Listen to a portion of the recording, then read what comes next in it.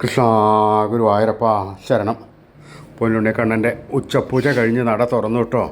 ഇന്നത്തെ കളഭാലങ്കാരം ശ്രീ ഗുരുവായൂരപ്പൻ ധന്വന്തരി മൂർത്തിയായിട്ടാണ് നിൽക്കുന്നത്. സകല ഭക്തന്മാരുടെയും അസുഖങ്ങളെല്ലാം മാറാൻ വേണ്ടി ആ ധന്വന്തരമൂർത്തിയായിട്ടാണ് ഈ വൈശാഖകാലത്ത് ഭഗവാൻ ശ്രീകോവിലിനുള്ളിൽ അവതരിച്ചിരിക്കുന്നത്. ഭഗവാൻ വെള്ളപ്പട്ട് ഞൊറിഞ്ഞെടുത്തിട്ടുണ്ട്. വലത് കൈയിൽ അട്ടയുണ്ട്, ഇടത് കൈയിൽ അമൃത് കലശവുമുണ്ട്, ശംഖും ചക്രവും പിടിച്ചിട്ടുണ്ട്.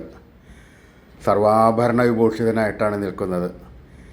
കാൽവളകളും തോൾവളകളും കൈവളകളും എല്ലാം നമുക്ക് കാണാം.